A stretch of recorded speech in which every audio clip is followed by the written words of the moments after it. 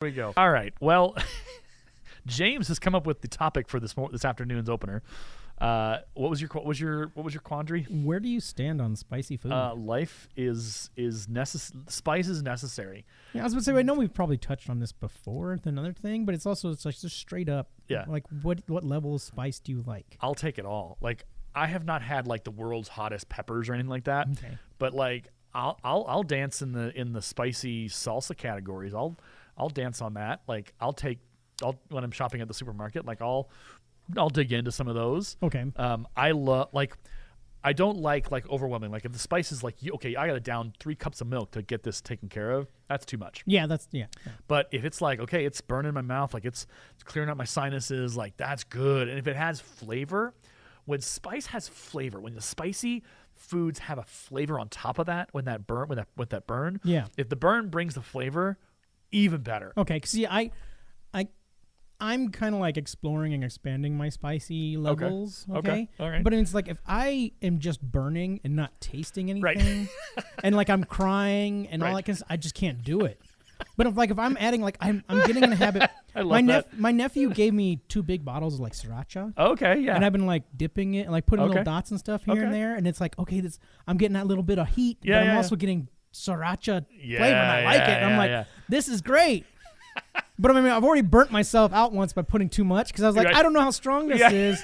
It's never and a good way to start off the experience. I was weeping so bad. There were and like tears. Boogers, the train wreck. And I was like eating Ritz crackers with milk, being like, put the fire out, put the fire out, put the fire. Somebody call 911. Yeah, that was me. My mouth's on fire. That actually happened Friday night, just so you know. So it was a recent thing where I was just kind of like, right. I'm fried. I can't taste. My mouth, it's been burned. It's like a volcano. And everyone's invited. But it's like I've slowly just, started to expand my horizon, being less afraid of like when it says jalapenos in it. I'm like, okay. What level of jalapeno? It's like, all right. Tears. I think tears is the level. That's the hard part about like judging spicy tears levels. And boogers. Because that should be like on a level somewhere. It's I'm like gonna sketch that right now while you talk for us. In a restaurant where it's just like tears and boogers level. Tears and boogers. But I mean, it's like sinus medicine is the level down from that. Oh, there we go. Sinus medicine. Let's see what's next. But I don't know. Bit of sniffles. I'm just saying it's like everybody's like level is different. Yeah. But it should be just like a cautionary thing because like it's kind of nerving when they're saying it's a little spicy, and I'm like, well, what does that mean? Right. And it's like because I want to try to explore, but I just don't want to burn myself. Right. With whatever I'm having. So I don't know. It's like as someone that's like I'm stepping deeper into those pools, but it's kind of frightening because like some people, it's not that spicy, and then I get it, and it's like boogers and tears.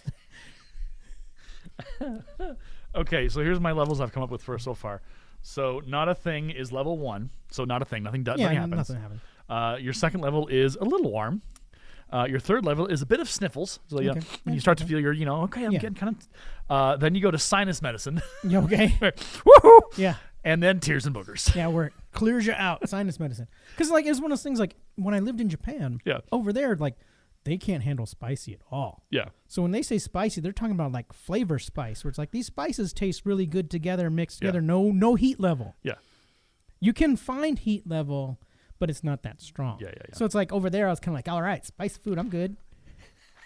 I come back over here, spicy food, no. No, I've made a terrible decision. I think I have blisters in my mouth. I'm burnt. Again, somebody call 911. All right. Well, there's your Food Network version of the Nerds by Screenlight. When we come back from the intro music, buckle up, friends. This one's gonna be a ride. The Wrath of Spice. So it's Star Trek II, Wrath of Khan, and then the Star Trek Into Darkness. We're gonna do our best, but it's gonna be a slog. So get your salsa, get your chips, and mild or spicy, however you like it. Whatever you need. We're not judging. No judgment.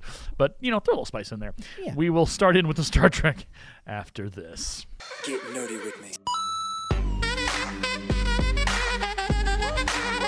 Talk nerdy to me. Get nerdy with me. All I really need for you to do is just please. I can stop. Talk to me. Talk nerdy to me. don't know either because it is both those. Wrath of Khan, like we're recording right now. Yeah, we are live. All right, because like Into Darkness. Okay, the newer Star Trek stuff is so actiony. Yep. With not caring about the depth of things. Yeah, it's actiony in Dawson's Creek. Like there's no. They don't earn what they got. Yeah, and then you have the old Star Trek stuff where it's like, all right, we've built all this. Right. There's so much going into this that even the baseline people coming in to watch this get it. Yeah. Well, and that's what we talked about this last episode. Yeah. The last Star Trek episode is the beauty of Star Trek has always been that each franchise, until they decided to go to Enterprise, went forward. Yeah. It went into the next evolution, the next generation, the next path, the next step. Yeah. Whatever they did, they went forward. Yep. And so for whatever reason, when they did Enterprise, they went and did the prequel stories. Mm-hmm. And I think and I feel like that was and I know there's a lot of cool stories. I kind of like some of the goofiness in there because I watched a couple of episodes. Oh, yeah, no. It's kind of like they're trying to figure out how transporters are working. Yeah, no. Star Trek. Well, here's the thing about Star Trek Enterprise, though. Star Trek Enterprise kept the old school tech. Yeah. Like, they couldn't do all the fantastical stuff. They had to figure out how. I mean, you look at the engine room from the NX-01. The engine room is brilliantly designed because it looks more like a submarine engine room. Oh, yeah. And so they made design choices intentional. So I'm very careful to say this because there were some really incredible people who worked on Star Trek Enterprise and did some incredible work, and the actors and the story and so Star Trek Enterprise was, in my poor Trekkie of old opinion, was one of the last great Star Trek series before everything went into New Trek. Okay. And the beauty of Star Trek Enterprise is they still told the stories and they found ways to try to kind of keep it old school but also new. And so they brought in a lot of those elements. The problem is how Star Trek Enterprise ended. The series finale was Riker and Troy ended the program, like at the end of the series finale was them in a going through a simulation and evaluating Captain Archer. And so it was bad. Okay. You guys can't see my facial terms. Like, what? Yeah, no, it was. People were upset, and rightfully so. The producers of the show years later, they said, you know what? That really was a terrible way to end that show. We shouldn't have done that element because then it suggests that the entire series has just been a simulation with Riker and Troy walking through and seeing it. So it's the good old Dallas thing where the Sorry. Well, and there was show. also Old like reference, what is it? sorry. St. Elmo's Fire was in a snow globe or something. Like it was all a dream, and that's the biggest trope that a lot of movies and television shows they try to. It's like, oh, this is gonna be cool. It's gonna subvert the expectations. No, nothing matters now. Yeah. Now everything that just happened before. Right. Who cares? Yeah. Who cares? There's no point. There's no point in it. So it's really hard to compare these two movies on an equal plane. Yep. Because there are moments in Star Trek Into Darkness where I'm like, okay, more of this, please. Yes. Dude, like for example, the scene where Uhura is speaking to the Klingons on Kronos in that abandoned part of the planet. Yep. And she's saying and she's holding her own. Yes. And it's like the tension. You can feel that tension as it starts to tighten. Yeah. And you're like, okay, what's going to happen? What's going to happen? And then, of course, like the Klingons grab her, and then you're like, oh, like there's risk here. She's in danger. She's in danger. And Kirk and those guys are getting their weapons ready. And what could have happened would have been so much more different. Yeah. But instead, you have John Harrison / Khan as a Deus Ex Machina shoots and starts to kill all of them and all the shooty, bam, bam, bloom, bloom, whatever stuff. And then the moment's gone. Now we got to do the lens flares and the shooting, which aren't even phasers. Yeah. Like, this is not... and then he's slinging around like a space bazooka that can just blow up like Class 4 ships and stuff. Right, I'm and like, then what? more ships start showing up, and you're like, what is happening right now? And it's like, all right, you just poked the bear in space that you do not poke. Right. And then they completely forgot about it when they leave this planet. Yeah, and I'm like, and they say, well, the Klingons will find us. The Klingons never find them. I know. It's like, no, you're Ever. at their home world. Right, and they there are enough people probably alive that they'll figure out and report in, hey, we just tracked them as they what? And so that's the part of this that really feels like there's so much of it. But that moment, it's like, okay, cool. Like, if we take a step back and we start to rewrite that situation, right? Yeah. So they somehow they escape. We don't have John Harrison as the guy who saves them all, or he does, and it's a smaller patrol. Yeah. Like the patrol is cut off, and he like comes in and says, "I'm John Harrison. I'm good at what I do. You know, why are you here? Well, we have 72 torpedoes. Okay." Well, we need to leave. The other Klingons will be contacting that guard duty people, and they're going to wonder where they went. We need to leave. They're going to pick us up. We need to get out of here. Okay, let's go. We're taking you into our custody. We're going. Let's go. We get back to the Enterprise. The Enterprise is still disabled, and then they get back. They put Khan in jail and whatever. And it's like, then the Klingons might show up. Yeah. If the Klingons were to actually show up, or there was an impending threat, and now the Enterprise has to defend itself without warp power. Yeah. And now you're ramping up your tensions. Now Yay. Kirk's got to stay alive. Kirk's got to own, like, then the possibilities of, okay, the ship is damaged and maybe they escape somehow, but there's a possibility of figuring out how to make that happen. Yeah. Also, can I just say they also kind of. Oh, go ahead. You finish your. So the thing on the planet where Kirk just punches Khan 15,000 times. Yeah. It made me unhappy. Yep. I was like, no. And what's never explained, unless I fast forwarded through it, because at the end of the movie I just fast forwarded through everything because I was so tired of it. We'll get to that in a second. Bones seem to suggest that something is not right with Kirk throughout the whole movie. Yeah. Your scans are off the charts. Your stats are something's wrong. Something's wrong. Yeah. You're emotionally unstable. What happened to that? Where'd it go? There's no payoff. And so if it would be explained that, maybe Harrison poisoned him. Yeah. Maybe Harrison gave him something that amps up his testosterone or his adrenaline or something that says, okay. Made him unbalanced. Yeah, okay, we've got it figured out. You've been poisoned by who? Well, it's the formula is only known to one man, and the computers traces it back to this guy. Who's the guy? Khan. Well, what's he look like? Picture comes up, that's John Harrison. No, that's Khan. Yeah, there you go. And now you got what's Khan's history?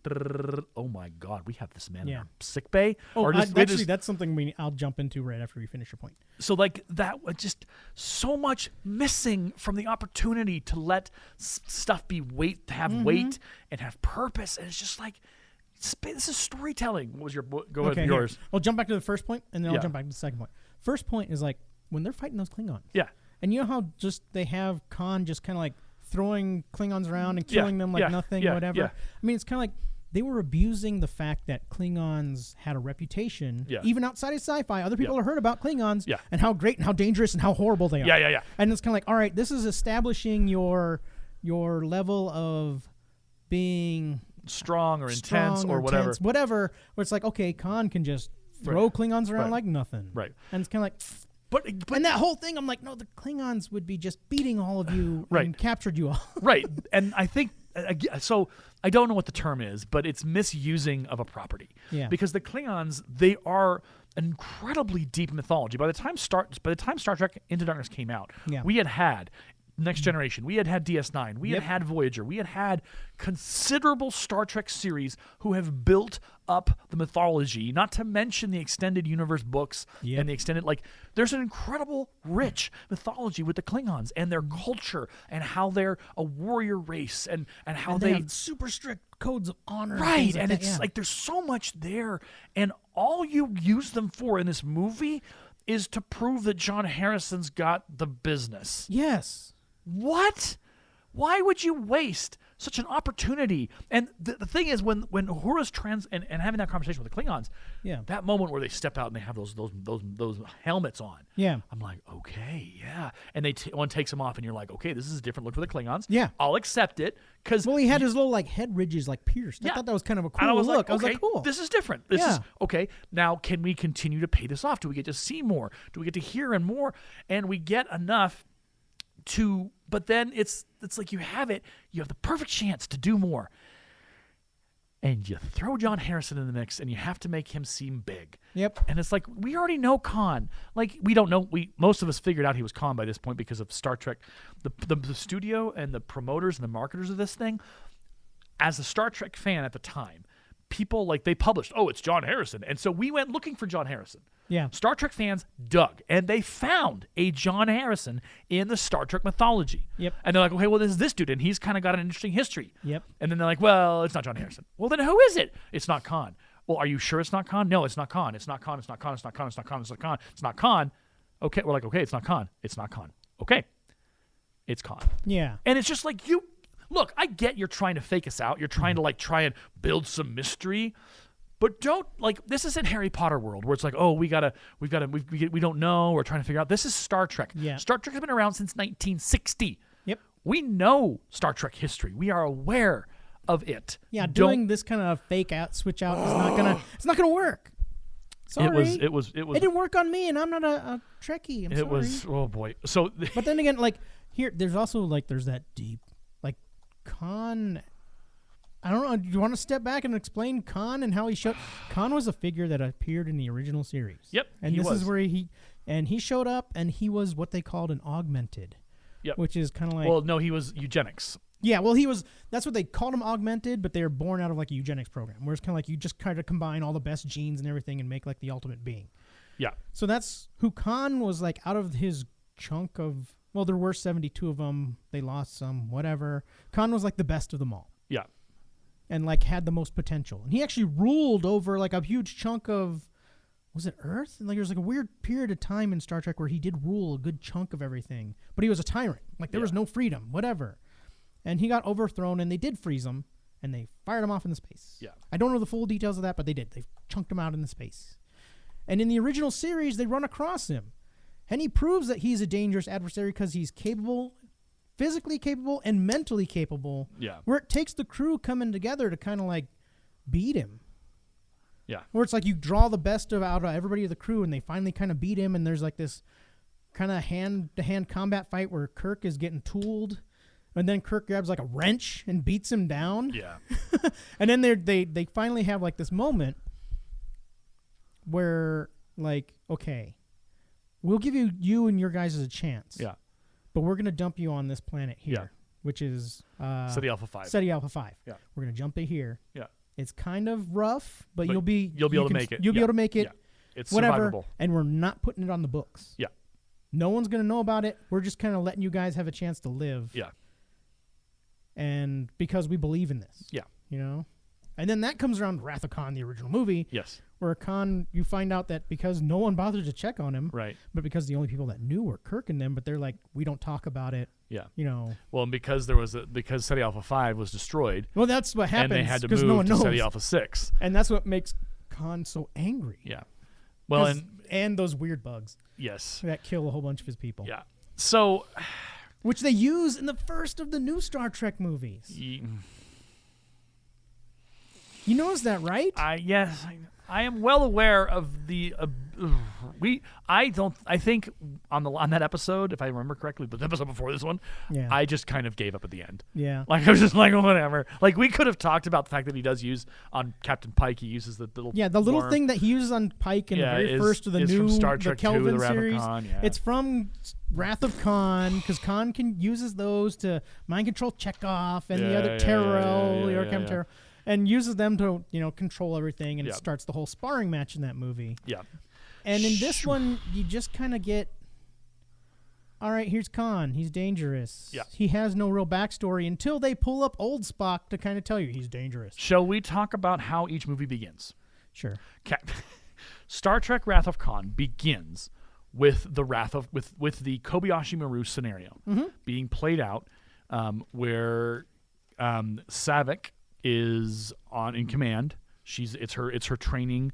Yep. Part of her training to be an officer on board the Enterprise. Yeah. But we don't know that. We're starting to pick it up. But it's played as real, and it's played as this is the Kobayashi Maru. Yeah, we are the audience. We don't really know what's going on. We're just kind of like, why is this new weird young captain? Yeah, and then things happen. McCoy dies or gets injured. Yeah. Uhura gets injured. Like things happen, and you're just and it ends, and you're like, wait, what's going on? And then the doors open, and Captain Kirk, to an amazingly beautifully filmed moment where that door opens. It was corny. I loved it. The light behind him, and you're like, oh. It's Kirk. He's still with us. Yeah. And we get those cool uniforms. And so we get an introduction to Saavik. We get an introduction to Kirk, and they're training the cadets. I think this is an even better example of the cadet crew again. Yeah. But this is a better way to introduce them, to be like, okay, we're on the training crews. We're training them now. They're actually learning and all that kind of stuff. Which that's kind of like they don't really talk about it later in the movie, but it's like you have a small chunk of the really experienced people. Yep. But everybody else is newbie. Yep. All of them are cadets. Yeah, so it's kind of like, all right. That's why later in the movie it's kind of like, well, you only have so much talent to rely on here. Yeah. So Star Trek Wrath of Khan starts there, and it's a beautiful opening because it gives you an introduction to the characters again. Yep. It introduces the new ones. Yep. It lets you know, okay, Saavik is new. She's a Vulcan. She's got a history with Spock. They are friends. You've got the old crew still there, and all of that. And they still have their interactions. Yeah. You got Kirk being like, he's not ready to retire. No. Period. The end. Yeah. And, I mean, you should have known that being the first one. But then whatever. But in the uniforms, you can tell they put more money into this movie. They cared more about this movie. Like, I love the new uniforms they had. Like, they're thick wool, whatever. But it's like, it's way better than what they had. Yeah.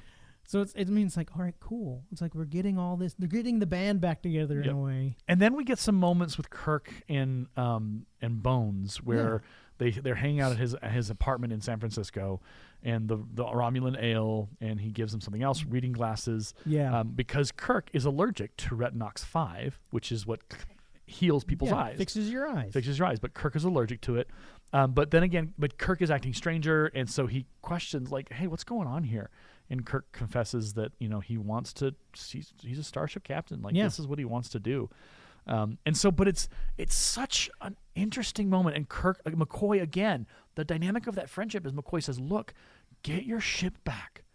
Mm-hmm. Get your ship back before you grow too old, before you can't do this anymore. Yep. Get back where you belong. Well, I mean, that was the brilliant, like I said, we talked about the characters a little last time, but that's the brilliance of Bones. Yep. Bones was like the wise old man. Yep. And then we go to Star Trek Into Darkness, which opens... so many problems with the opening here. So they're running away from these natives, disguised, but then they quickly take off their disguise and don't put it back on. So like Spock's like, hey, what's going on? Well, we're disguised. And at that moment, I was like, please, I was trying to remember. I was like, please tell me he says, oh, we got to disguise again. Put it back over his face. Yeah. He doesn't. It just, anyway, so they're running because as you find out, like they're trying to stop the volcano from erupting. Yep. Because if the volcano erupts, everyone on the planet dies. Yeah. And so Spock has this crazy idea to use a device to freeze the volcano, which it doesn't work that way. That's when I watched that scene, I was like, it's fake science. That's not how that works anywhere. Yeah. Like even in Star Trek world, because it doesn't explain it. It doesn't say, okay, well, the device inserts itself down into the crust beyond into the lava chambers and would freeze it and or like redirect it or like do it doesn't we don't get the that. Thing is, it's like they just use like cold fusion device and they just like because they know it's like people who understand cold and people know that fusion is just kind of weird science process. This'll fool them. Yeah, we gotcha. And it's kind of like no. The kids that paid attention in high school science class are like, what are you talking about? Yeah, like, wait a second, what? So, and the part of this that is so frustrating is that it's like every step of the way of this opening scene. Well, I would say it's beautiful. The color palette they used is gorgeous. The way that they did all those contrasting colors. Yeah, but shiny. That's like my only like benefit. Shiny doesn't make it good. And so there's a lot of action, lots of boom is what I wrote down here. Yeah. The banter is like. Sulu's like 3 times in that shuttle. He's like, we got to go now. We got to go now. We got to go now. Why were you here in the first place? Mm-hmm. Like, you knew the shuttle would fail. Like, this ash clouds are going to mess with your ship. Like, another thing. Why not just put your shields up on your shuttle? Yeah. Because the shields would then protect your... But actually, here's the thing, though. I don't think you can activate shields on planet, though. Maybe on a shuttlecraft. I think it's on a shuttlecraft. Not on a starship, though. That would be a massive influx of problems. Yeah, because I'm not really sure of the Star Trek, how deep that goes. I don't actually know, because Code Blue for starships, when they go to the planet, because Voyager had that setting where it could land on the planet, the shields can't activate under Code Blue. Yeah, you're exposed. That's why they don't go. Right. You never bring your ship into the atmosphere. Maybe the shuttle can't have shields, but here's the point. This whole setup is dumb. Yep. Because first of all, so here's the thing, right? Mm-hmm. So they say, well, we just got to have line of sight into the volcano to get to transport in there. Mm-hmm. So why didn't we get a shuttle into line of sight of the volcano, transport the device, and then set it off. Oh, you want to hear my argument? Yeah. Which is going to be funny because it blows this whole thing out of the water. All right. Before this, after this sequence, we get mention of the Prime Directive. Oh my gosh! Right? Yes. Okay. So before this time frame, there's no mention of Prime Directive. Yeah. So there's no real big reason to worry about them doing what they're doing right now. Yeah. Right? Right. But then once they bring it up later, it kind of establishes that Prime Directive exists in this universe. Yes. So it's none of them should have been there in the first place. Right. So flying the shuttle around was just bad. Right. Whatever. But if they're just going to do what they're doing anyway, they should have just done your shuttle plan. Right. But it's as soon as they establish later, Prime Directive says we can't influence whatever. Well, Spock, you shouldn't have been there in the first place. Volcano should have blown up all the people and killed him. Right. It's a huge thing in Next Generation where they have a bunch of the moral and ethics combat issues. Where Prime Directive says if something's going to happen and it's a natural event, we don't interfere. Well, even in Star Trek Original Series, they talked about the Prime Directive. They did invoke it. Now they didn't play as well with it that they should have. Yeah. But they did invoke it. It was a part of the mythology. Yes. And the idea of the Prime Directive is that it's not a negotiation. You don't try and cut the pieces you like or you don't like. You have to follow it as much as possible. Now, if you take the original series characters and you apply it here, what they probably would have done is they probably would have been we can't interfere. We have they have to die. Yeah, this primitive planet that doesn't have any spacefaring capabilities at all, and the volcano is going to blow up and wipe out. And the volcano is blowing up. It's only wiping out this one small chunk of people. Yeah, we gotta let it happen. Right.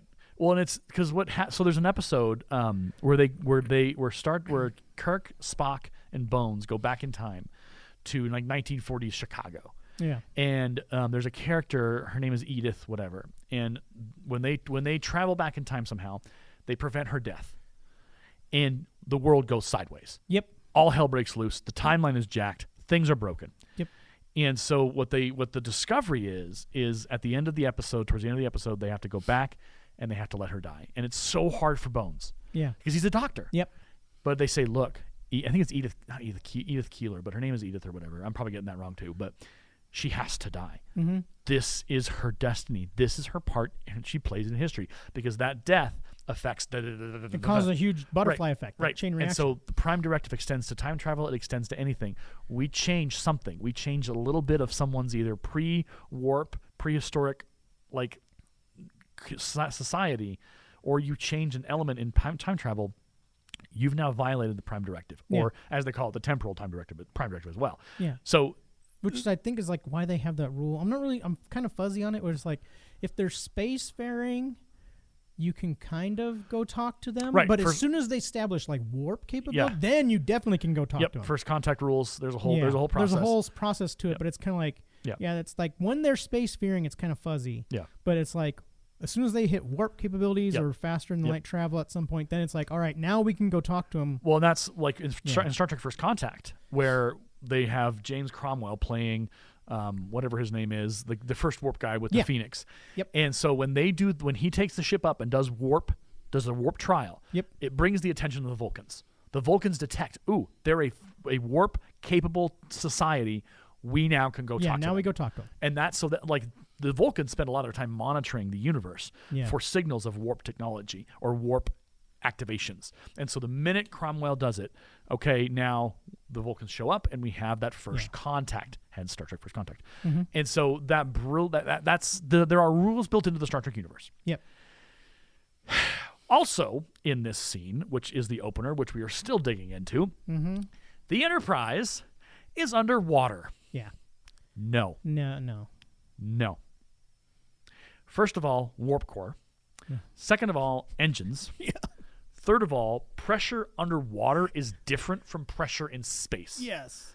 So, no. And, the only reason why they did it, because there's two moments in this movie where you get this kind of cool, the ship is arriving scenes. Yep. In the beginning with the water. Yep. And then at the end scene where the ship is falling through the clouds of Earth, and then Kirk saves the ship, and they're able to rise through the clouds. Those moments have no story reason to exist. It's purely to go, look what we can do with our graphics. Yep. Yeah. Look, you hobgoblin what is it, JT? Which one are you going for? J.R.R. Tolkien? No. Or are you going for George R.R. Martin? No. Or the guy who runs Star Wars and Star Trek for me. Oh, J.J. Abrams. There's so many JJs in the world. All right. I should know that. I talk about him on the weekly, how mad I am at that man for his destruction of my properties. It's bad. Anyway, so... I mean, the other thing is, like, Bones and Kirk, as soon as they jumped off that cliff, they already proved that they can just, like, grab people with the transporter super easily in the first movie. Right. They figured all that out. Yeah. So it's kind of like, as soon as they jump off that cliff, they could have just been in space and just pulled them right back to the bridge. Right. Ta-da! Yep. Well, and the other... it just makes no sense. Like, this whole opening scene, the only reason it exists is, number one, to remind us that Kirk is a child. Yeah. He is an absolute child. Yeah. And I will stand by that statement because looking at the actions that pervade this movie, he is a child. I want to hedge this a little bit by saying, like, we don't blame the actors. Oh, God, no. The actors are all great. Yeah, they're fantastic. And it's like, these are fantastic actors. And but what they're doing, what they're being told to shoot and everything. What's being written for them. This is caca. Yeah, it is disappointing because Chris Pine, I'm sure, has range. Yes. I'm certain. I've seen him in other things, and he's great. Yeah. But you give him the role of James T. Kirk, and you say, okay, you need to play him like this, a man who learns nothing. Yep. So yeah, all the lessons from the first movie are immediately just gone. Yeah. Well, so here's the other crux of this issue. He's like, first of all, him and Spock don't talk at all for in the days and weeks between the mission and sitting down with Pike. Yeah. They don't sit down and say, okay, yeah, hey, great mission. What are we doing on our reports? Yeah. Like, how are we going to report this incident where we broke the Prime Directive? Like, what? Which is like, it was so serious, they were going to strip Picard of captaincy for breaking the Prime Directive. Yeah. For a minor incident. So it's kind of like, what you guys just did should have had you thrown out of Starfleet, period. Right, and never welcomed back ever again. You're done. Yeah. Never mind that you might have been a part of the flagship of the fleet, but no, you have broken the sanctification. You've broken the sacred bond. Yeah, you broke the first rule. Yeah. Like the big first rule. Right. The one you can't ignore. So that's the part. So, and I get what the movie's trying to do. The movie's trying to set us up to understand that, well, Spock and Kirk are not buddies yet. They're not the good. The bond is not there. The bond is not there. It's like, I don't need to see them bond. I don't need to see that storyline told because I know it happened. Yeah, we just saw it in the first movie. Right. Well, we've seen it all. We know it. Oh, yeah. We don't need you to show us something we never needed to see because we filled in the spaces ourselves. Yeah. We were able to go, yeah, these guys have been working together for 5 years on the original mission. They worked together in the motion picture. There's a history. Like, we know the history. We're aware of it. We don't need it explained. You could have just had a couple moments where they banter with each other a little bit. Yeah. That fills in all that. Yep. But instead, we get them to stand before Pike and Kirk to be like, why are you throwing me under the bus? I actually believe he says that. Yes, he throwing does. me under the bus. Because Spock doesn't catch the meaning behind that. There's no buses in Star Trek modern times. Like, that's again an old Earth's like. So, yeah. And then Kirk.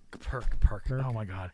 It's all right. Kirk has the audacity to be surprised when Pike says, you're not in command anymore. You're being sent back to the Academy. The Enterprise is no longer yours. Yep. He has the audacity to be shocked and surprised. Yeah. To even get where he was at, he should understand everything that he broke to get that punishment. So especially because it's Rule 1. Yeah. Well, and Pike hammers him home. Pike says, you think you're infallible. It was blind luck. And Kirk just argues with him like a child. Yeah. And I'm like, this is your admiral. This is the man who decides your future. This is the guy that was helping you all the way. Right. And like, as Pike, I would have been like, obviously, all the help I've given you, everything, all the helping hands and everything else means nothing to you. Yeah. I'm not helping you anymore. Yeah, you're done. Get out. It's time for me not to be an enabler. Well, not even that. Just be like, I'm not even sending you back to the Academy. I'm drumming you out, Kirk. You're done. Goodbye. Yeah. Give me somebody who actually cares about not only his crew, his ship, and the rules, but also me and what I've done for you. You're done, son. Exactly. Take the long walk home. Like I said, there's a time where it's like he should have been smart enough to just be like, I'm not your enabler anymore, Kirk. And I love what Pike says. He says, you don't respect the chair. There you go. And I was just like, you're damn right he doesn't. He don't care. But oh my gosh. Deep breaths, Aaron. I know, because it's like, it irritates me. And like, I'm not a Trekkie. So then we get in the whole dynamic with Khan. Yeah. And Khan's blood, and he gives it to this dude. And this dude to save his daughter. And the dude's in the hospital, and the dude can insert stuff into his daughter's medical equipment in a hospital without anybody going, "Hey, what are you doing, bud?" Like that's or not like a warning going off. You're being tampered with. No. That just gets glossed over. And it's like, well, that wouldn't work in any hospital because they're like, no. Well, the thing is, the moment she miracle turned around from whatever their magical super science health stuff can't fix, everyone would be going like, we need to examine this. What happened? Yeah, she's recovering. What's going on? Who was the last one in her room? Yeah, all that kind of stuff. Pull the camera, pull the stuff. Yeah, but they don't. It doesn't work like that. They sweep that under the rug. Yeah. So, I think if they had left, if this storyline had been left out, if they had just yanked it out, and they would have found a better way for Khan to show up, it would have been a stronger movie. Because here's the thing.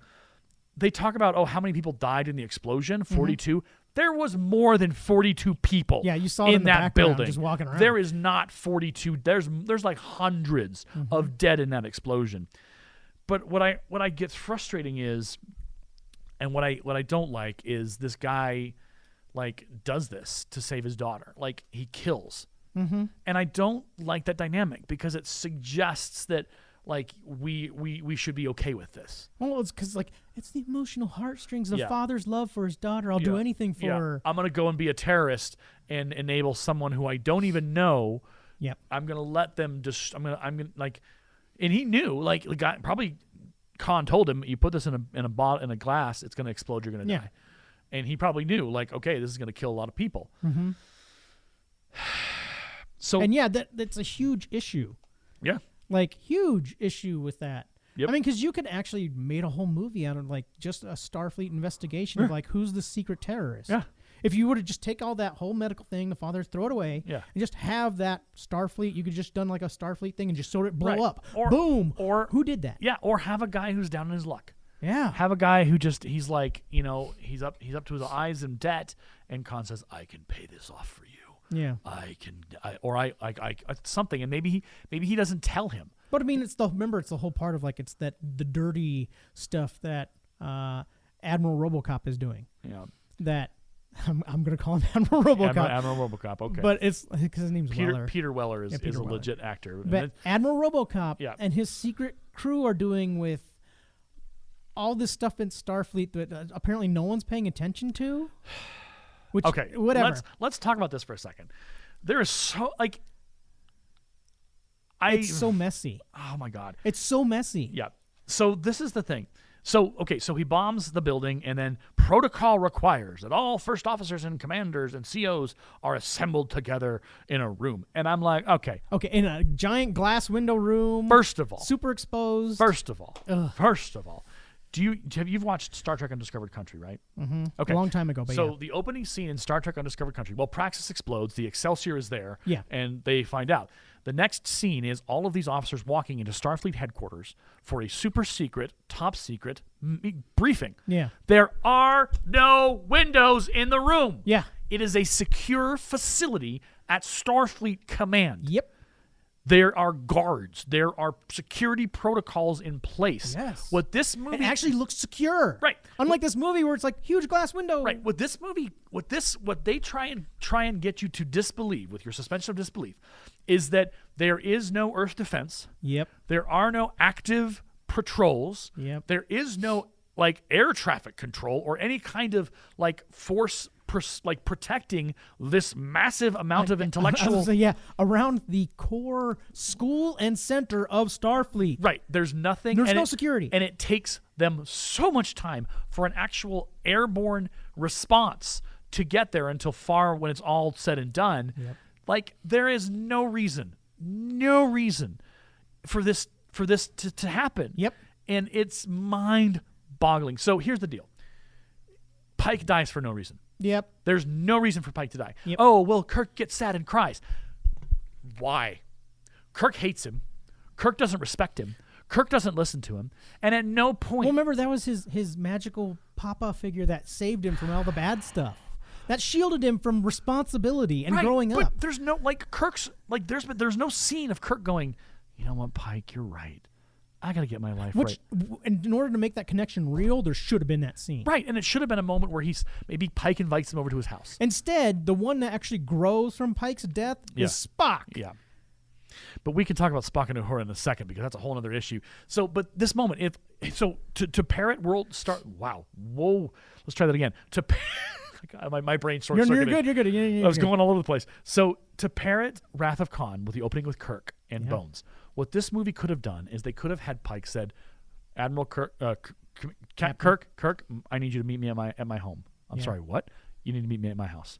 And he walks in, and Pike has his family there, and they're just finishing up dinner. He says, hey, Kirk, meet me in the living room. Or they have dinner together. No, just let me go with this. Okay, just hold on. Yeah. So Kirk goes and he sits down in the living room, and there's photos of Pike's family, and he sees the girls or the boys growing up over time. Yeah. And Kirk is looking around. Maybe he stands up and he looks and he looks at the photos of Pike as he's grown with his family. Yeah. And the progression, and maybe in another photo there's not the daughter's gone. Yeah. And Kirk's like, what is that? And he doesn't say, he just kind of looks at it and goes, and at that point, Pike says, gets his kids to bed, and his wife takes him to bed, and he says, do you want to know why she's missing? And Kirk goes, wait, what? You were looking at that photo. That's where Jacqueline was. What? Who's Jacqueline? The daughter I lost. What happened? She died. Why did she die? She died.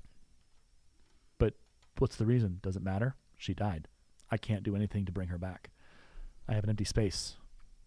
Do you want to be an empty space? And Kirk can go, what are you talking about, Admiral? You continue in the path you are, you will be an empty space. You will be someone's empty space. And people will miss you. Remember when I talked to you about your dad? Your dad's an empty space for you. Don't be the empty space. Yes. And Kirk would go, damn. Yeah. You're right. He's See, like, but then refining that a little bit, right? And then, you could put up a picture of Pike when Kirk graduated and stuff. Kirk is in his photos. There. Yeah. And he goes, "Why am I like?" And then he goes, "Well, why? Wait, what is this?" He's like, "You matter to me. I don't want you to be an empty space on my wall." Yeah, there you go. See? And then that moment and then Kirk goes, "You're right." He says, and then Kirk says, "I need to respect the chair." He says, "Respect the chair so you can hold on to the chair, and so you can keep the chair and be the chair. Mm-hmm. Be something that matters. Yeah. Be the captain that matters." Well, be the captain that I see that you can be. Yeah. Be the captain worthy of being on my wall. Because that's the thing. It's that's what Pike in the first movie Pike says to him. It's I know you have it in you. Well, and the nice way to end that scene is where Kirk says, "Thank you, Admiral," and he says, "Call me what's Christopher? Christopher's his first name." He says, "Thank you, Admiral." He says, "In my house, I'm Christopher." He says, "In my house, I'm Chris." Yeah. He's like, "Thank you, Chris." And as he walks to the door, and he says, "I'm going to do you right." Or I'm going to do right. I'll make you proud. I'll make you proud. I'm going to make sure I stay on that wall. Pike maybe says, "Good night, Jim."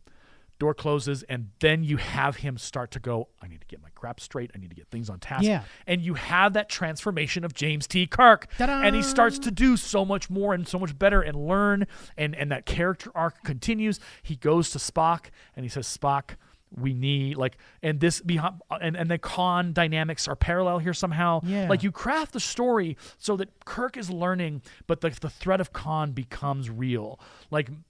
He's just maybe there's an announcement, ladies and Starfleet today reports that a starship has gone missing in the SETI Alpha 5 system. Yeah. And and it's just a news report, and then Kirk gets a call from Pike, and he says, "Jim, Commander, I need you on board the Enterprise." "What's going on, sir?" I don't know if you've seen the reports. Ship went missing. I need you and your first officer. I need you and your science officer. "Sir, I know Spock's with you. Let's go." And they go out and they confront Khan, who maybe has already taken over the Reliant or something. There you go. Yes, there you go. And but that's the way you tell that story differently. Mm-hmm. And then maybe in the act of the battle that would happen, Pike dies. Yeah, you could have Pike die. Pike sacrifices his life or dies in the process, and Kirk has to take command and chase down Khan through some crazy ways. That's a story I'd watch. I would watch that so much. Because there's character growth there. It's not the same old character just recycled over and just forget everything and whatever. Yeah. Well, and in this movie, they have to call out to old Spock to find out that Khan's a bad person. Which never should have happened. Like, listen to the first line of Old Spock. I shouldn't be talking to you because I don't want to influence this time flying. But however, he did that through the whole first movie, so let's throw that away. Right. But however, I'm just going to break that again, and I'm going to tell you, Khan, bad. Yeah. Big bad. Yeah. Gonna hurt you. We barely defeated him, or he was the hardest thing we've ever faced. And I'm just like, okay, all right. I don't know if I'd say he was. I mean, but you also had Kang in Star Trek Undiscovered Country, who was an intense enemy. The Klingons were kind of the worst ones. Yeah, and it was like on a threat level of like mental sparring with them. Yeah, Khan was up there. Yeah. I mean, in the old movie, that's basically what it is. It's not so much of a shootout at the old K Corral. It's them like messing with each other and intellectually, in like chess. Yeah. And that's the beauty of Wrath of Khan is that it's a chess game from start to finish. And they don't win. They lose. Oh, yeah. Hard at the end of Wrath of Khan. Kirk in a bar, dumb. Again. And then Pike goes and finds him. Again. And gives him another chance. Again. I'm like, come on! Like, it basically feels like a reshoot of the first movie. Yeah. We're just recycling. And here's the thing. At this point, if I was Pike, I wouldn't be making that business. No. I'd be like, Jim Kirk's dead to me. He's messed. He has brought shame to me. Yeah. As the admiral who has like spoke up for him so many times. I mean, think of how bad just like as a career person like that, where I keep sticking my neck out for this guy. Yeah, and he's stabbing me in the back. Right, routinely. All the other admirals would be like, Pike, you're a joke. What are you doing? Right, here? we don't respect you. Like you've got this. You know what? You're in charge of gardening now. You're the admiral of gardening. Here's your shears. Yeah. Go clean up the ficus department. Yeah, exactly. I like it so much. Like there's some moments. Okay, let me find the good moments. I mean, especially because like you compare him like in that scene, in that scene that's about to get shot up in that command room. Right. I mean, Admiral RoboCop has like the way he talks. Yeah. He's very commanding. Yeah. It's like, okay, you can feel he's like, okay, there's a commander. Yeah. But here's the thing. He's the head of Starfleet. That is not the head of Starfleet. Yeah, no. There is no way that man got to that point to be the head of Starfleet. Now, people will say, well, the Kelvin timeline schism means that they became more warlike and more aggressive in their... Sure. And I just like, but Starfleet and the Federation...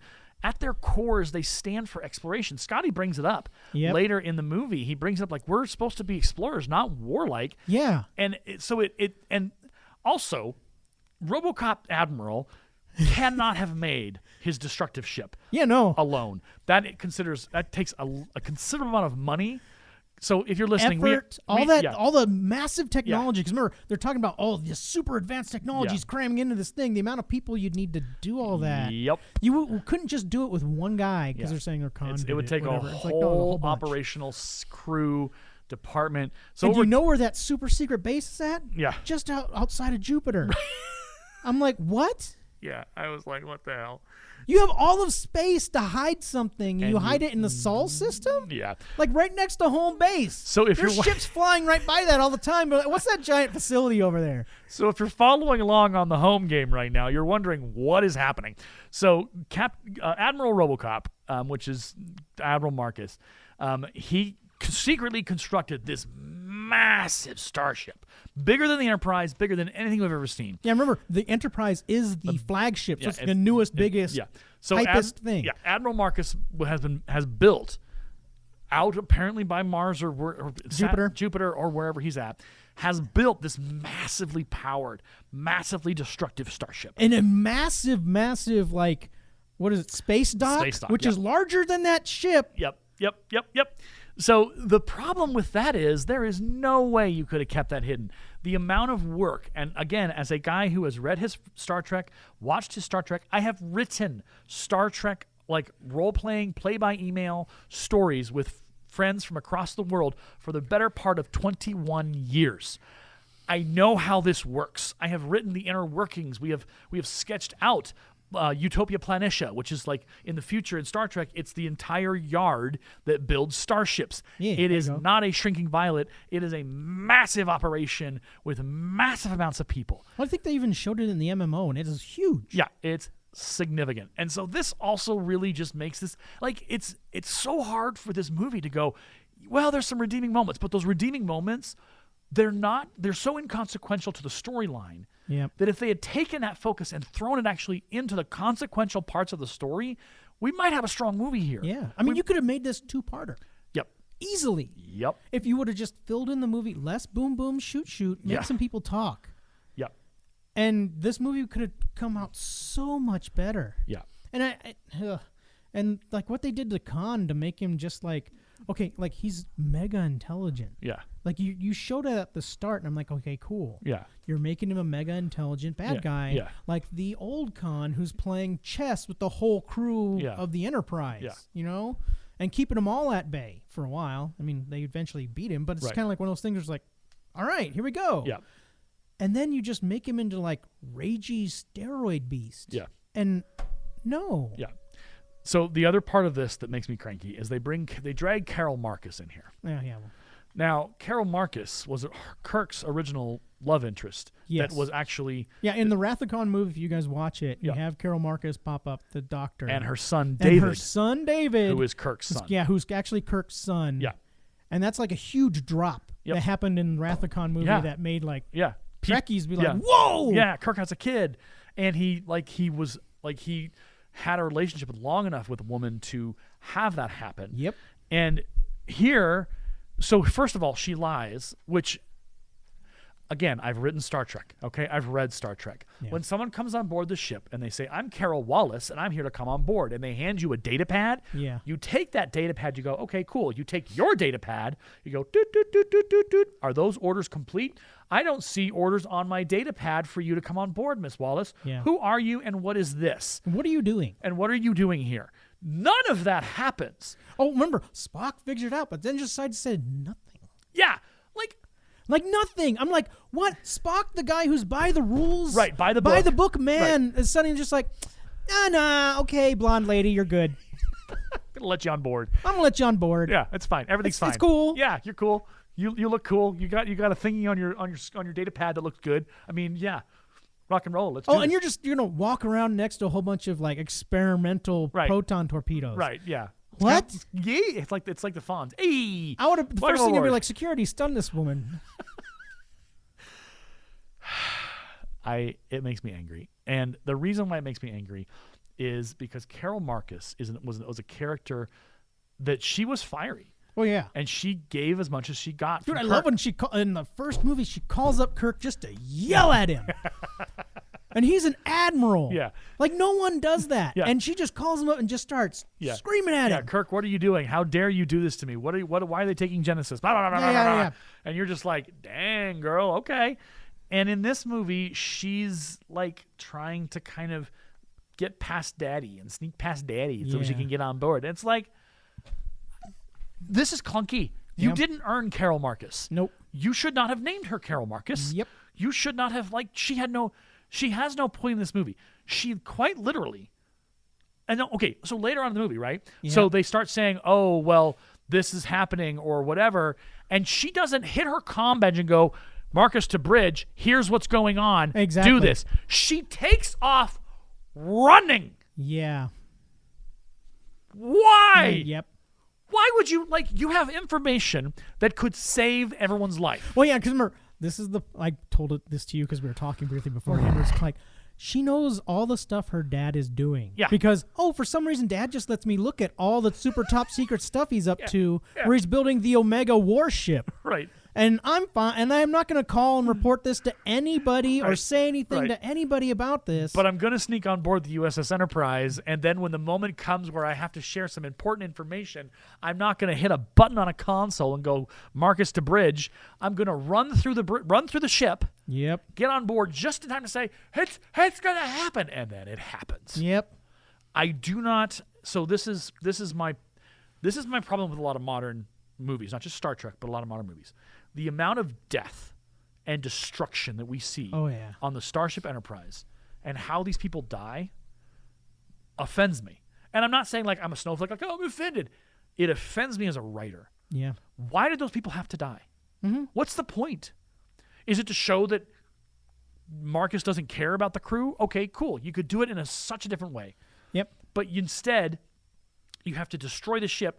Gravity fails, which of course is not how that works. Yeah, if gravity fails, you're floating. You're not off your feet. Like off mic, I had a huge rant about it. It's kind of like, all right, the gravity things fail in the ship. Right. And it's kind of like, well, you're in space. Right. All of you start floating. Right. Why are things falling at all? Right. Well, and so what they could have done, so here's, again, have written, read, watched Star Trek. Yeah. What they're probably talking about and what they should have used is what we call stabilizers.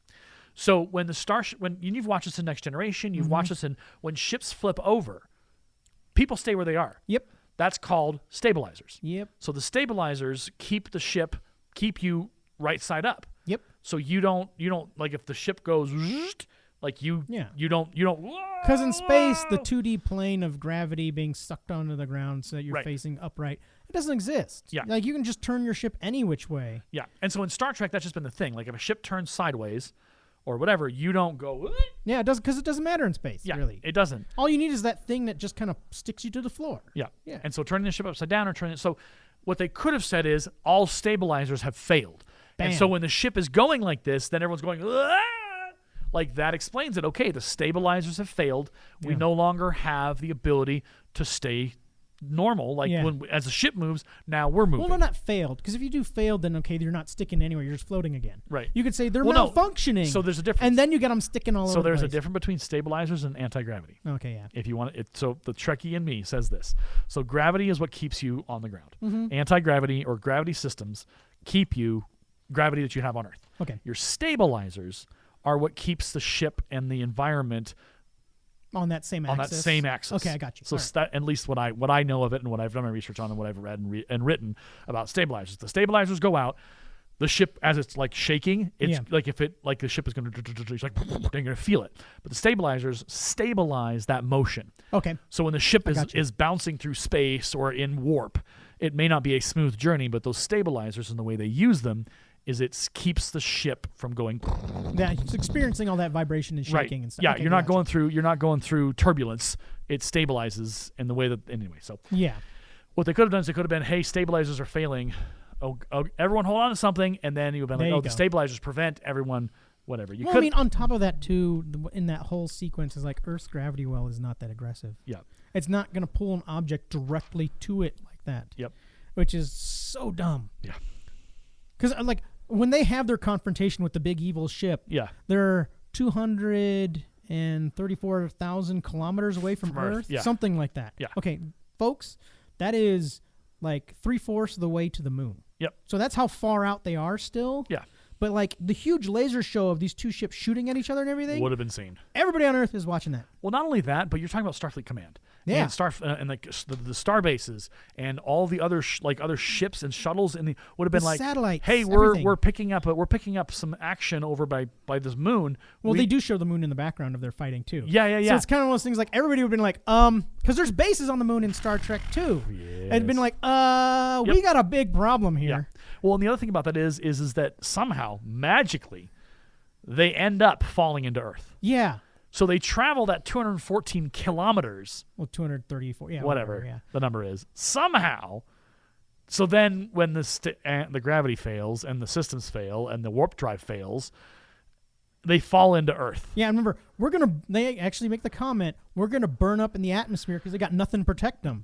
And they fall through the atmosphere. You see the ship heating up and nothing happens to them.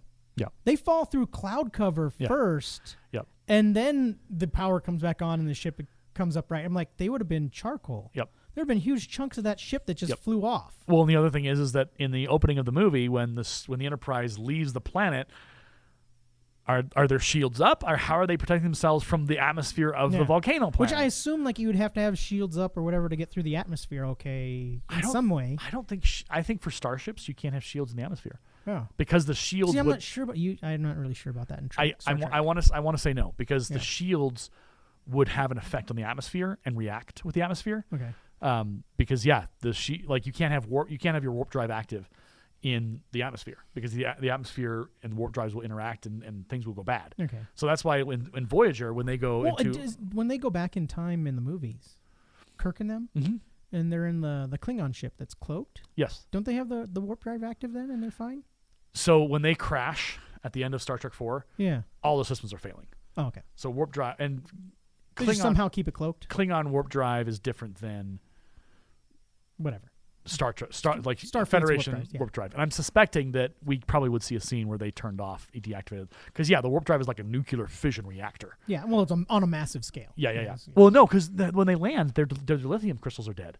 Oh, that's true. So when they land on Earth, the dilithium is powers down, so they don't have enough power for warp because they used it up in space travel, in time travel to get the whales. Mm-hmm. So that explains it. We got it. So no, warp drive traditionally does not exist, is not allowed to be powered in the atmosphere. Okay. Now, New Trek probably plays with the other thing in that sequence when we were talking about where they're near the moon and everything, like I just forget about, but I think it's really important that we point out, where are the Klingons? Yep.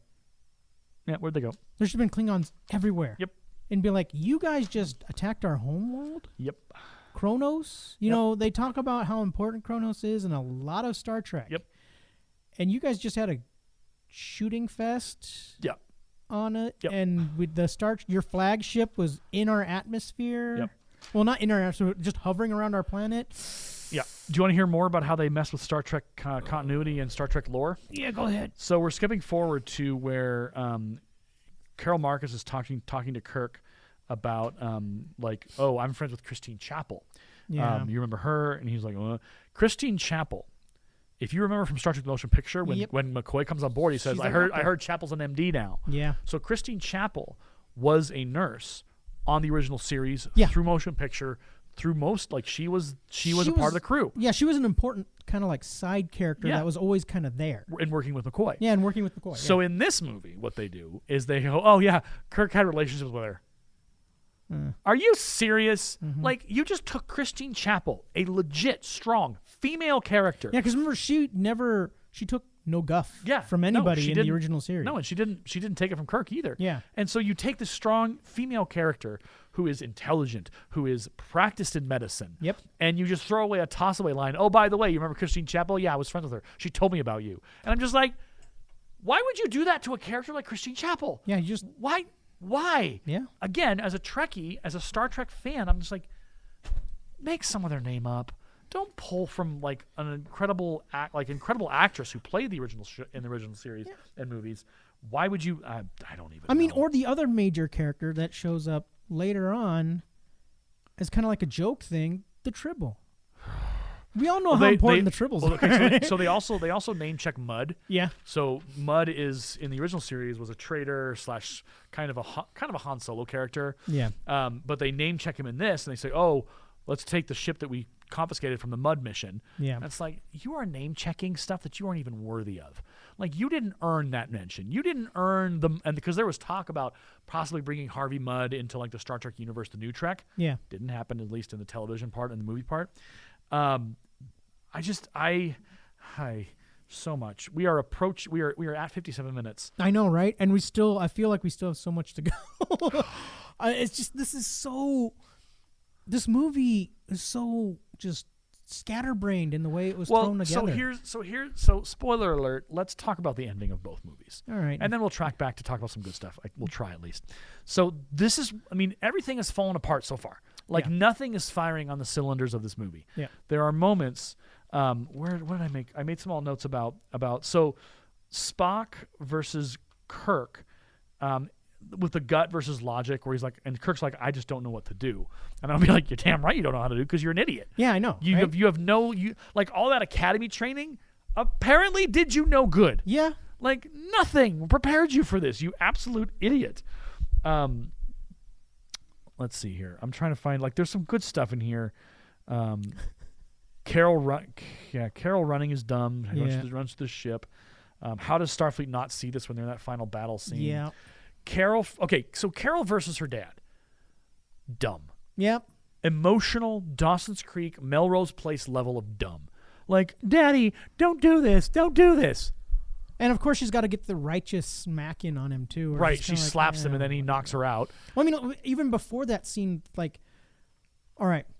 We've established that Admiral RoboCop is a bad guy. Yeah. The guys on his crew are down for going to war. Right. These are trained soldiers. Yeah. And they're beefy, huge dudes. All of them are big, huge, beefy dudes, whatever, by the way. But it's when you find the guy the stranger on your ship that you don't know, because remember, he's only running with a crew of 10 people at this time. So they all know each other. Yeah. So it's you find Scotty, the stranger on your ship, Scotty should have been dead. Right. Or stunned. Yeah. And hauled off into the brig somewhere immediately. Yeah. Don't give this guy kind of like his you can hear the strange transmissions coming. Right. And he's like, who is that? What's going on? Yeah. It's like this is dumb. Again, movies have to be able to elevate the intelligence of the writing. Yep. Because you're going to have the situation where we're going to spend 59 minutes now just ripping apart pieces and parcels of this film that don't feel genuine. Yep. That aren't thought out. Yep. That didn't get checked through. Okay, is this actually going to work? Is this going to beyond this moment? Is this going to function? None of this, aside from a few genuine moments, none of it really.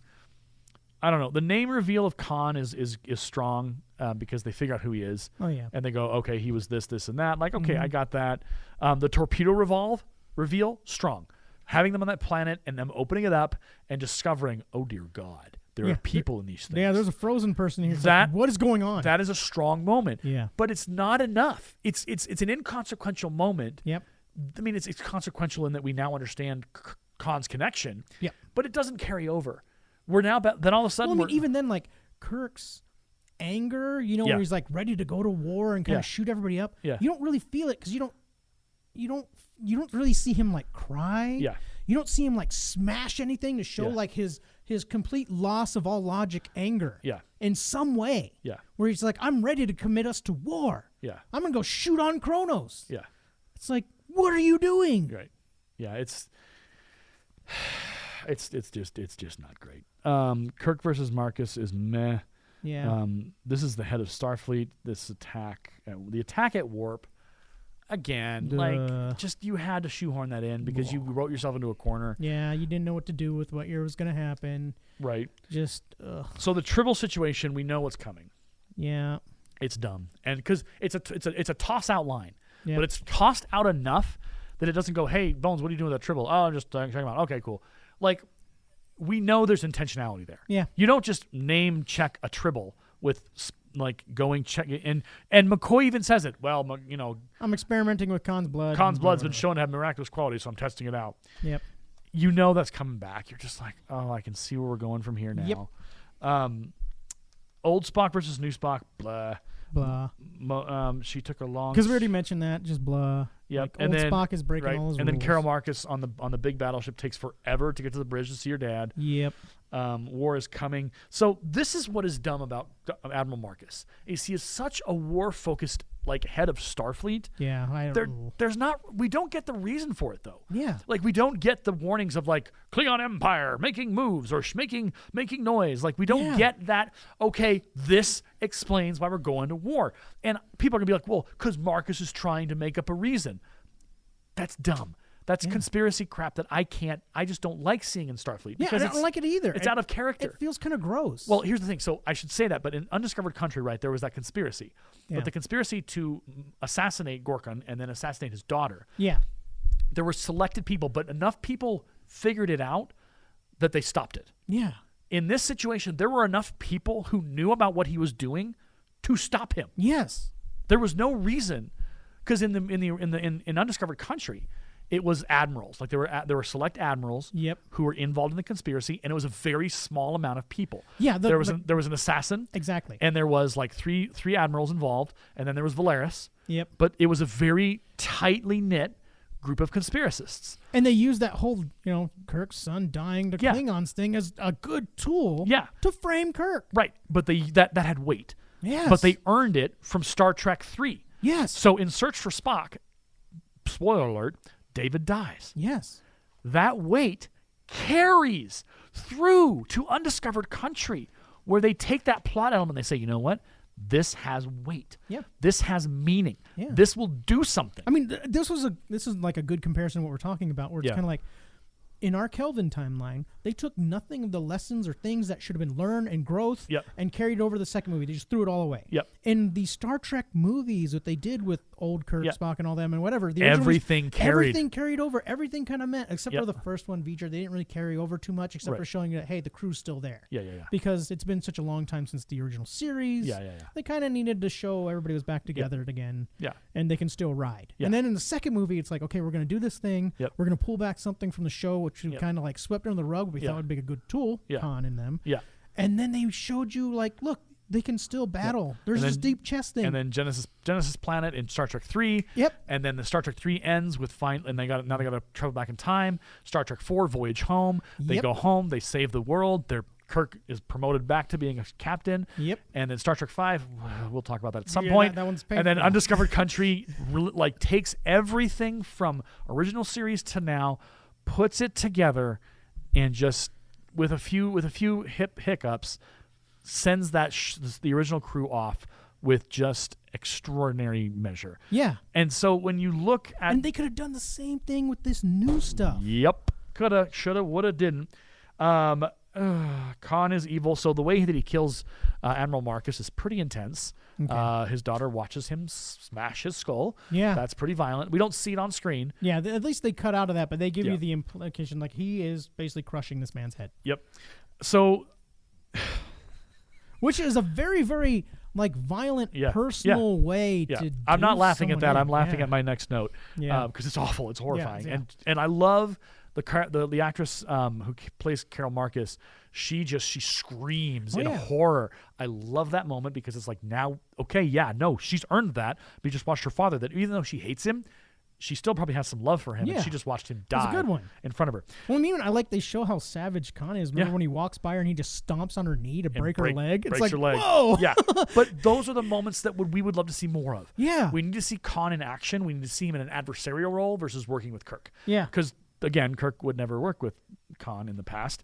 Never did. Well, they worked in the original series, but in Wrath of Khan, they didn't team up together ever again. Or ever at all. So what I'm laughing about is, the warp core shuts down. And the ship is without power. Yep. And it's falling into Earth. Yeah. Here's the thing. And even our auxiliary power is out. Remember, auxiliary power is off. Yeah. Now, as a Star Trek fan, I know how this works. You have main power, you have auxiliary power, and you have emergency power. Yep. Emergency power is enough to maybe keep like an emergency light on. If that, across the ship. Like on the bridge, emergency power is like the halogen emergency lights you have when you're like in a building. Yeah. When the power shuts down, you have your emergency halogens that turn on the exit signs. Or like an aircraft, the emergency lighting is run off a separate little thing. It just lights up little strips. Yep. Here's where you walk. Yep. It's there's not a lot of power there. It's not meant to last a long time. Emergency power is the halogens on the bridge that are set that you never use because you never have a need for emergency power. In this moment, the bridge is dark-ish, but then we get into the hallways, and they're fully lit. Yeah. Well, I mean, the lights are flashing, but they're all super bright, and it's super easy for Kirk and Scotty to run. So main power's offline, auxiliary power's offline, and we don't even get a mention of emergency power, and somehow we still got light. Now, of course, they need the light for filming and whatever else and stupid stuff they're doing, but there's no reason for that. Yeah. Meanwhile, the bridge is like almost pitch black. Yeah. It's like, okay. Everyone sticks around to save the ship, which is admirable, whatever. Okay, let's get to it before we run out of time. The ending. There's two pieces to this ending. Yeah. So in Wrath of Khan, spoiler alert, it's been out for like 40 years. Yeah. They are running out of warp power because of the battle with Khan. Yeah. They have lost warp power. Yeah. And someone needs to like go Well, I mean, down. let's see. They okay, I think we need to scale it a little bit. In the old series, when you fired on another ship, right, the damage you caused was tremendous. Yeah. Even though it didn't really show too much because they didn't have that thing. Well, but the damage was tremendous. Shields held for enough. Yeah. But so in Wrath of Khan, they didn't have shields. Yeah. When the original attack occurred, they were punching at each other in that nebula. Yeah. They were hitting hard. Yeah. There were no shields. shields. That's why it's like, okay, that explains why everything is damaged on their ship and they're just limping along. Yeah. You go back to Into Darkness, and you see them just take photon torpedoes and phasers left and right. The reason why they sell that is that because the massive ship that RoboCop Admiral has, it's more powerful and it can punch through shields. That's why there's a moment in Into Darkness where the bridge crew is like, shields are at 6%, and it's like, I get it, you got to have something powerful in the Enterprise, but that's cheating. you've cheated your way to an emergency, Yeah. and you need to have some more actual Well, I'm just saying like power scaling. Yeah. Like look how many shots are just pounded into the Enterprise and into darkness. Bam, bam, bam, bam, bam, bam, bam, bam. Yeah. Meanwhile, in the old school thing, you get hit with like 4 phasers, and it's kind of like, Yeah. oh baby, we're about to blow up. Yep. Well, not 4 phasers, but like phasers and torpedoes. Yeah, phasers and torpedoes. Torpedoes are the ones. I mean, that do you got what I mean. Yeah. So the 2 scenes and what they try and do, which they fail in Into Darkness, what they try and do is in Wrath of Khan, there's a lot of conversation about the needs of the many outweigh the needs of the few. Yeah. And they use this line. It's a theme. Yes, it's a theme. They try and shovel that line into Darkness, and it doesn't work. It fails miserably because it wasn't a theme in the movie. Right. Well, because you didn't earn it. Yep. You just throw it in there because it's a line from Wrath of Khan. But in Wrath of Khan, there's a lot of conversations about the needs of the many outweigh the needs of the few. Mm-hmm. And so it's repeated and it's referenced, and there's a reason for it. So in Wrath of Khan, in the battle, the warp core ish area is damaged, and it needs repair. And so Spock realizes that he's the only one that can do it because Vulcans are extraordinarily strong. They can resist damage and injury far better than anyone. Yep. And they can live through radiation they also have extended life. Life. So there's a lot of qualities about a Vulcan that makes them better than humans. Yeah, I mean, Bones and Spock even have this little brief conversation before Spock goes in there because Bones is like you can't go in there. Yeah. Nothing human's going to survive in there. Yeah, it's a good thing that I'm only half human. It's a good thing I'm only half human, whatever. And he like knocks out Bones because Bones is going to try to stop him to save as many people as possible, whatever. So in the original in Wrath of Khan, Bones says that, and so this is the moment that leads us into Star Trek 3 and Star Trek 4. Yeah. So Spock mind melds with McCoy and transfers his Katra. Remember. Remember. He transfers his spirit, his essence. So, because Spock knows he's probably going to die. Yep. But he also knows if he can get his Katra into McCoy, there's a chance he can survive somehow through something. Yeah. And he knows that the only one who could probably carry him is because he doesn't give it to Scotty. No. Like there's other people around there that he doesn't touch, but he singles out McCoy. Like, he gives it to McCoy, and so he steps into the chamber. And this is the difference between Star Trek Wrath of Khan and Star Trek Into Darkness. The dilithium chamber, the chamber or whatever, is not a complicated, jury-rigged, the core is misaligned, kind of dumb, thing. You have to, it's dramatic. Like, you watch Spock lift off the thing, and you watch the lights, the radiation flowing, and you see him doing slamming him in the face. Right, and slamming, and he's working to change things. And then you intersperse that with shots of Kirk on the bridge, gripping his command chair as they're trying to get away from the impending explosion, and they're not going to make it. Yeah. So you sit in that chair watching Kirk, watching the clock and watching the distance, and him knowing this is a no-win scenario. They're going to lose. And he's basically I remember he says Sulu as fast as we can. Yeah. Go. Yeah. And Sulu's like, I'll do my best. And so, but this is where Star Trek Wrath of Khan wins, and it earns what it does. So in the engineering room, Spock gets it replaced, gets it fixed, puts the cover back on, and on the bridge, warp power available. Go, Scotty, go, Sulu, go. And they get out of it just in time for the and that beautiful scene as the explosion happens and the rings of smoke that the Enterprise travels through. Oh yeah. I'm just like, that's so artistically beautiful. It's good. It is. It's beautiful. And then you see Genesis forming. And then, because it's been so tense and everyone's been focusing on trying to get out of there, Kirk turns to the chair to see it's empty. It's empty. And then he gets the call from engineering, Captain, you need to come down here. And Kirk realizes, oh no, where's Spock? He gets down there.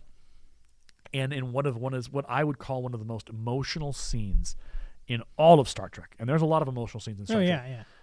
You have the ending scene where Spock is leaning against the wall in the corner, and Kirk shows up, and you watch. I love Leonard Nimoy for this. He stands up. You can't see his face yet, and I don't know if you remember this, but he straightens. Yeah, his he uniform. straightens out his uniform. He straightens out his uniform because he's going to see his captain in a moment, and he wants to be presentable. So he turns and he could see his face and the radiation, the effect, and his eyes are black. He's talking. He can barely.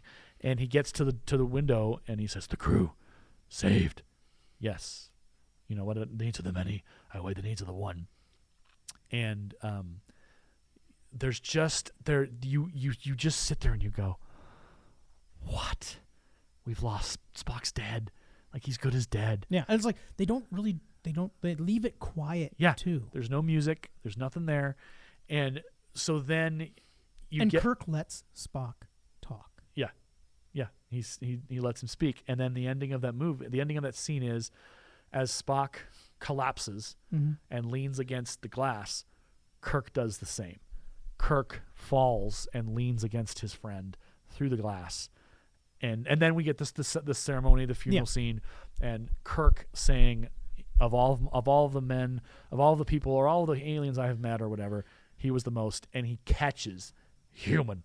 And and the way Shatner does that is that you can sense the catching of his throat. Yeah, the emotion there. Yeah, and it's so subtle, but it's so beautiful. And they shoot his torpedo into the Genesis planet, and that's that. And like, you didn't know if Spock was coming back. You didn't know if he would return. I know that the cliffhanger in this movie, I remember it blew up people all over the place. Like, I was young, and people were freaking out about this. I think they added the scene of the torpedo on Genesis planet, showing that at the end at some point, because you do see that. You do see that this torpedo has landed on the planet, and it's there, and things are happening. And so it's a beautiful movie. So now we go to Into Darkness. Mm-hmm.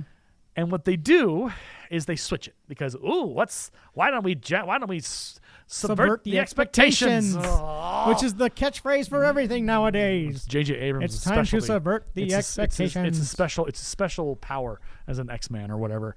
So J.J. Abrams and the writers, they decide to switch it. So Kirk is now the one on the inside. And when I said that this was stupid, I try and avoid downgrading or denigrating other writers' work. Yeah.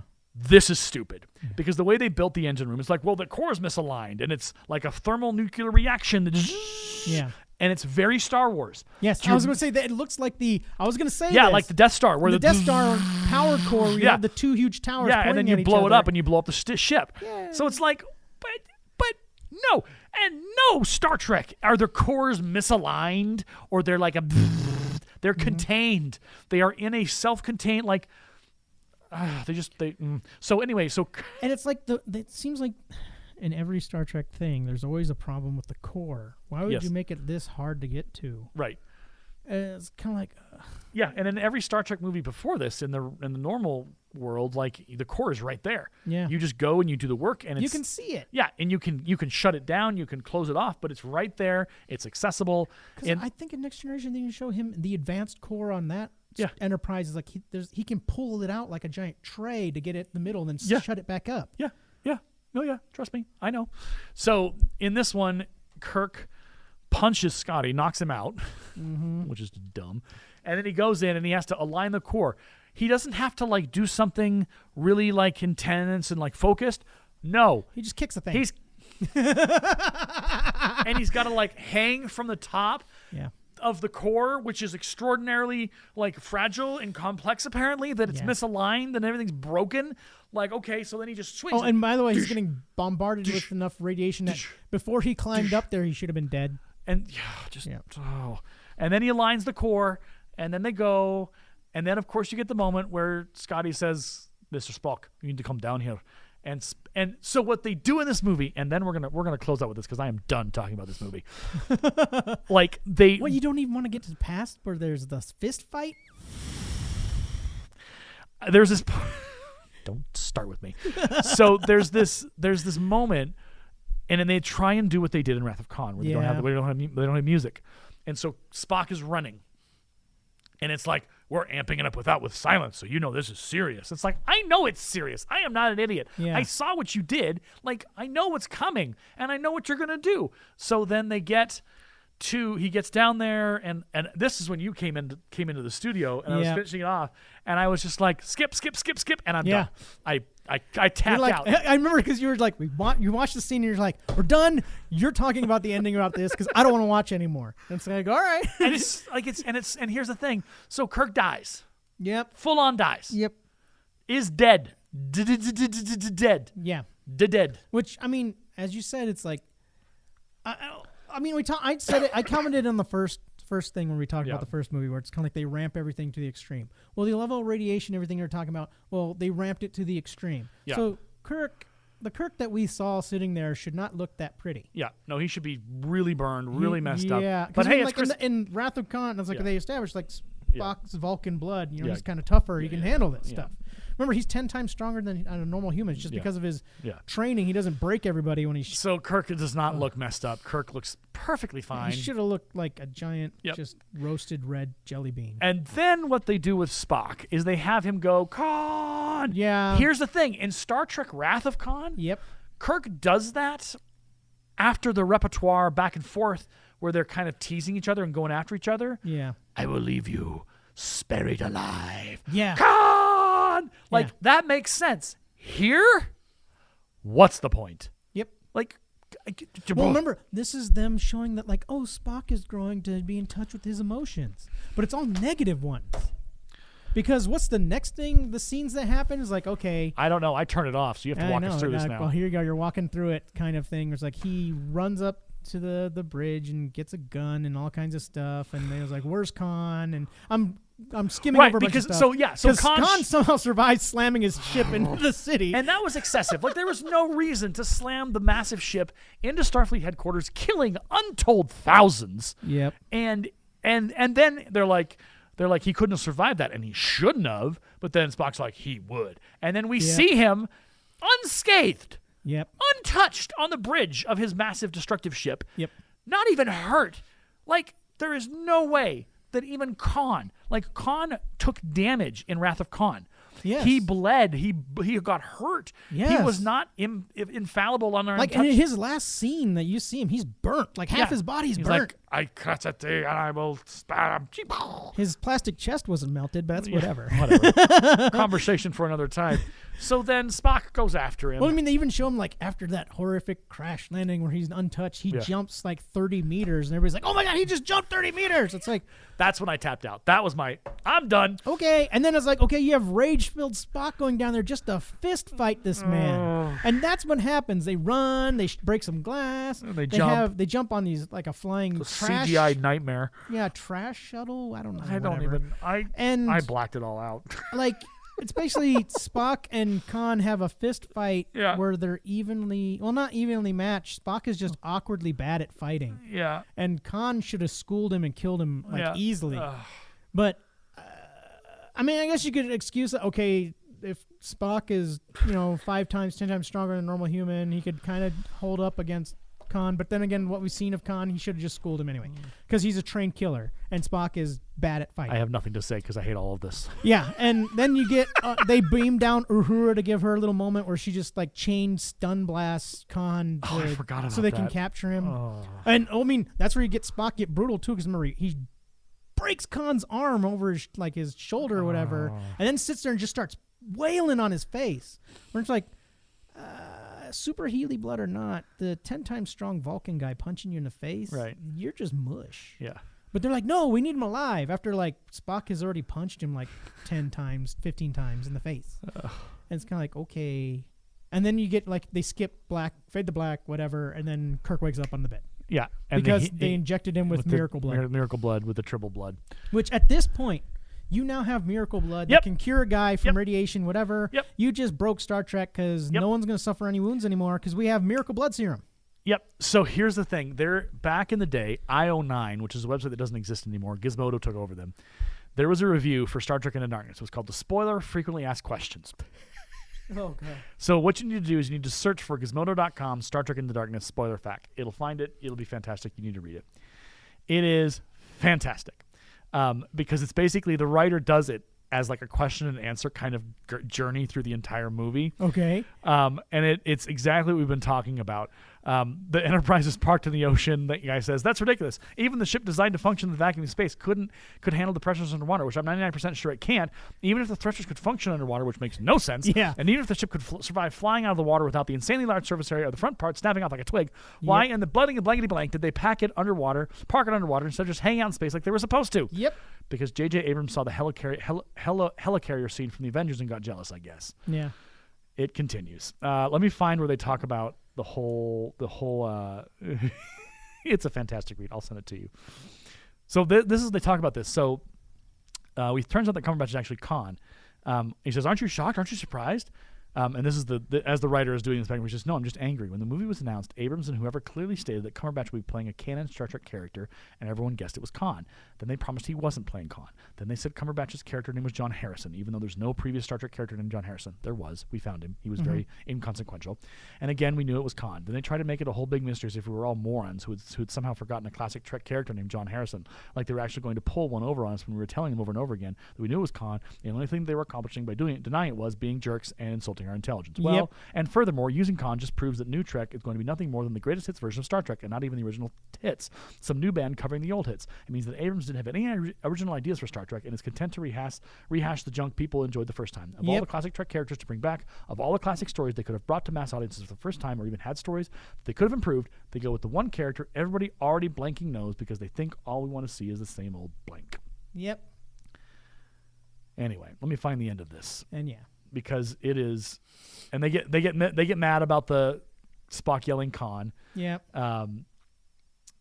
So here's the best part. So the next movie is called Search for Kirk, I suppose. Nah. See, Bones drew some of Khan's blood to figure out what he was strong and resilient, and injected into a dead triple because I suppose Bones' hobby is to inject dead things with various people's blood. It's a little weird. And then sound of facepalm. As it happens, as soon as Bone hears Kirk has died, the dead triple comes to life thanks to Khan's blood. Yep. The killer prize has crashed glossed over all this, and so he says, so they've eliminated death forever. I beg your pardon? Kirk was dead for many, many minutes of radiation poisoning, right? Yep. He gets injected with Khan's blood, a synthesized version of it, even better. So what wouldn't Khan's blood fix? Decapitation, but most other mortal wounds, poisons, phaser blasts, I bet. Certainly most other illnesses of cancers and such, and probably aging, at least to an extent. So basically, Bones has discovered the secret to eternal life, and not only will no one on the Enterprise ever need to again and never need to die again unless their body is somehow destroyed, but all of the civilization, heck, probably the entire galactical civilization will be irrevocably changed because none of this, because of this amazing discovery. Yep. I don't think so. I think they just save Kirk and then forget about it. Of course they do. And suppose the trib that bottled by it's bad. Because not to mention, okay, this is part of the thing where it's kind of like Kirk was frozen in a cryotube for a while, one of those old tubes. But they established early in the morning that it's 300-year-old technology and no one knows how to mess with it. Yep. But suddenly now they can because they need to save Kirk. And then Kirk gives a speech at Starfleet a year later because everything is all about him. And then they start their 5-year mission, which will almost certainly involve space whales, as that's the next big thing people remember about Star Trek at the end. Yeah. Well, I mean, it's also like that. Listen to that ending speech. I don't want to. Well, I mean, no, not you, but I'm just saying fans or people listening. I refuse. The few fans of you that are out religion. there are regular folks.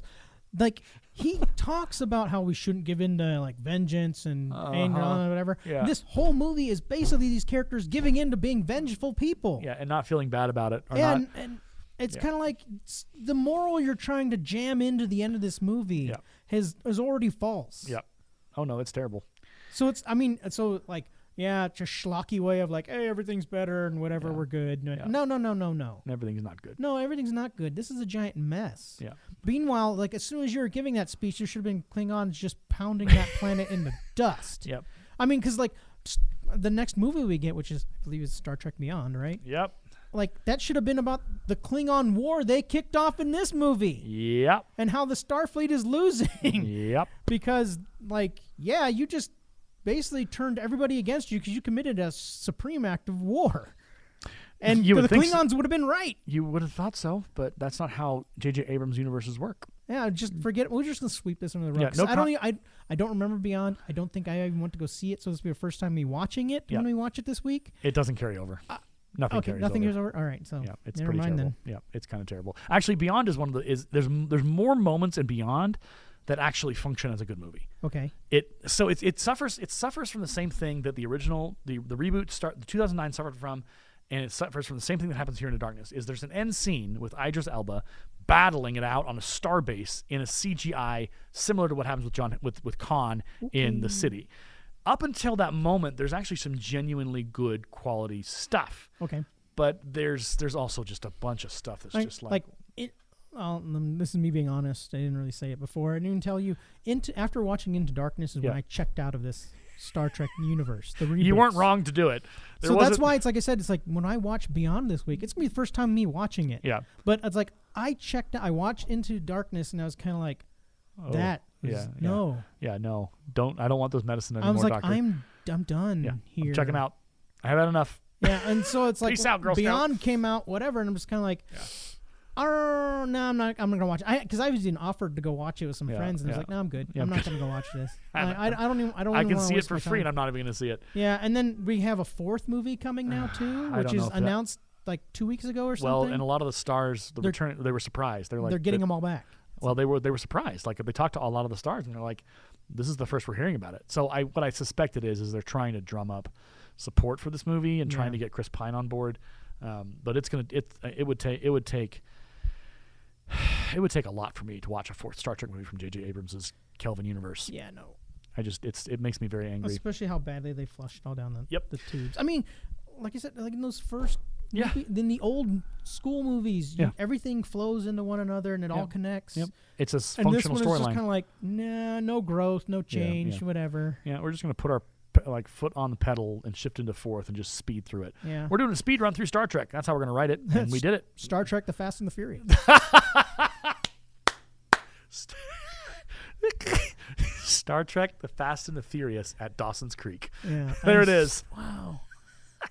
Or Melrose Place or whatever other. Sounds like it. I mean, like we are just bagging on this so bad. But I mean, it's because it is bad, folks. Yeah, it's terrible. That's the thing about what I take away. Like, I don't watch a lot of like modern movies. I don't watch a lot of new stuff because it's just like, oh my gosh, really? So I haven't watched. I've been told I need to watch Squid Game on Netflix, which is actually pretty good. Which is interesting. There's also a new one coming out. All of Us Are Dead, which is another South Korean zombie movie. Okay. And I've actually heard really good reviews about it. Okay. So I'm probably going to check that out a little. I have to put on Netflix. I have to fast forward through a lot of stuff because I don't do blood and gore. Okay. That's not my favorite. So I might. And Squid Games is definitely blood and gore. Meanwhile, I'm one of those people that I watch the blood and gore while eating like a medium rare steak, and I'm fine. No, I fast forward. I'm not a fan. So I'm going to check those out. There's also a bunch of movies on Netflix that I need to look at. Probably at some point. So we'll get to more of those next week. Because I'll be honest, Squid Game. This is like a recommendation. Squid Game is good. Yeah. There is moments where there's kind of like you see people get like shot. Yeah. But they don't amp that up. Okay. It's not like we focused in on it. No. They kind of like, they're getting shot. We're this. We're gonna move on. Okay. Well, there we go.